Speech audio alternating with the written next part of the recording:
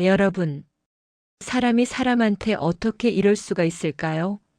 제가 지난 10년 동안 어떻게 살았는지 하늘이 알고 땅이 아는데 어떻게 가족이라는 사람들이 저한테 이토록 잔인할 수 있는지 지금도 생각하면 피가 거꾸로 솟고 손이 떨려서 잠을 잘 수가 없습니다.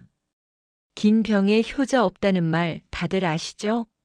네, 저 효부 소리 듣고 싶어서 시작한 거 아니었습니다. 그래도 남편 낳아주신 어머니니까 사람 된 도리로 마지막 가시는 길 편안하게 해드리고 싶어서 제 인생 다 바쳤습니다.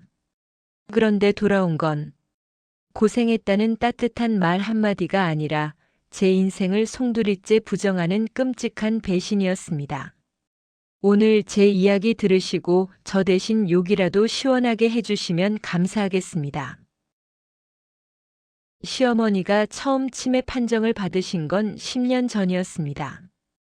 그때 남편은 회사가 바쁘다는 핑계로, 시누이는 시집가서 애 키우느라 바쁘다는 핑계로, 결국 시어머니를 돌보는 건 오롯이 며느리인 제 몫이 되었습니다. 처음엔 깜빡깜빡 하시는 정도였지만 해가 갈수록 증세는 심해지셨죠. 밤낮이 바뀌어서 새벽마다 소리를 지르시는 통에 저는 쪽잠조차 제대로 잘 수가 없었습니다. 어디 그뿐인가요? 대소변을 못 가리시게 되면서부터는 제 하루 일과가 기저귀 갈고 이불 빨래하고 어머님 목욕시켜 드리는 거였습니다. 제 손목은 연골이 다 닳아서 밤마다 욱신거려 잠을 설쳤고 허리에는 복대를 차지 않으면 서 있기도 힘들 정도로 골병이 들었습니다. 꽃다운 제 40대, 50대는 온데간데 없고 거울 속에는 웬 늙고 병든 할머니 하나가 서 있더군요.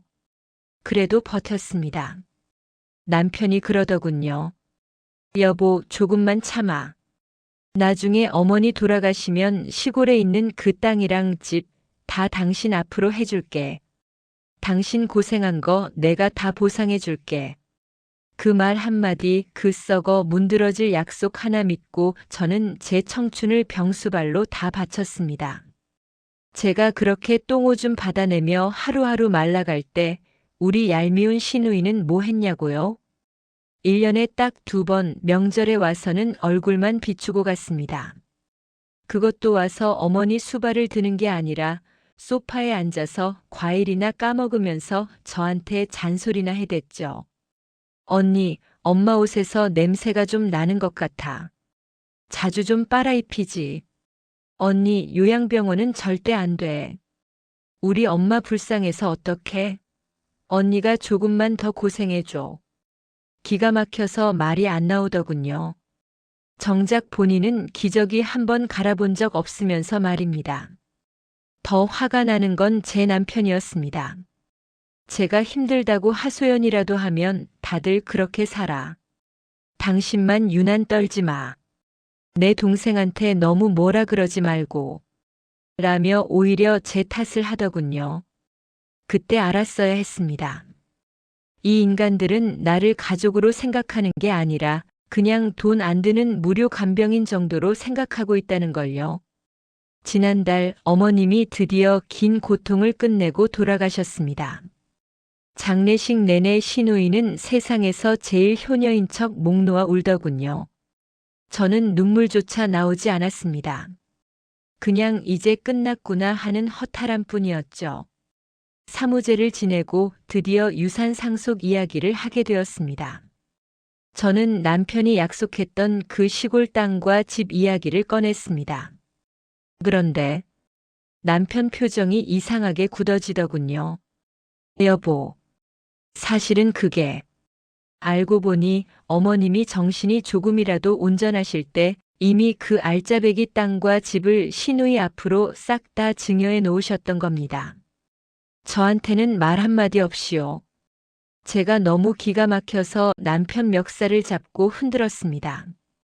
당신 나한테 뭐라고 했어? 내가 고생한 거 다 보상해 준다며.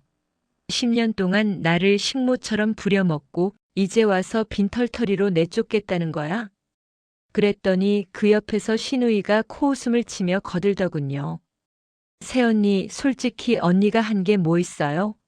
며느리로서 당연히 해야 할 도리 한 거잖아요. 우리 엄마 재산은 당연히 딸인 제가 받아야죠. 언니가 무슨 자격으로 달래? 그 순간 제 안에서 무언가가 툭 하고 끊어지는 소리가 들렸습니다. 10년간 꾹꾹 눌러왔던 화병이 한꺼번에 터져 나왔습니다. 저는 그 자리에서 신고 있던 슬리퍼를 벗어 신우의 얼굴에 집어 던졌습니다. 그리고 고래고래 소리를 질렀죠. 도리? 자격? 그래, 너네 잘난 핏줄끼리 그 재산 끌어안고 천년만년 잘 살아봐라. 나는 더 이상 이 지긋지긋한 집구석에서 단 1분 1초도 못 살겠다. 저는 그 길로 짐을 싸서 나왔습니다.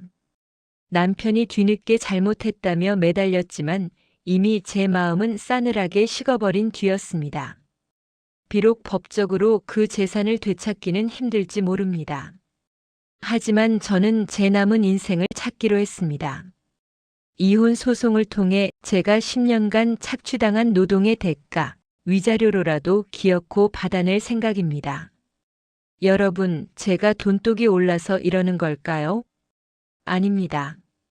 이건 돈 문제가 아니라 제 잃어버린 10년에 대한 최소한의 예의이자 피해 보상입니다. 제 이야기가 너무 답답하셨나요? 그래도 끝까지 들어주셔서 감사합니다. 저처럼 미련하게 희생만 하다가 뒤통수 맞는 분들이 더 이상 없기를 바라는 마음으로 용기 내어 사연 보냅니다. 여러분의 생각은 어떠신가요? 며느리가 너무하다고 생각하시나요? 아니면 남편과 시누이가 너무하다고 생각하시나요? 여러분의 소중한 의견을 댓글로 남겨주세요.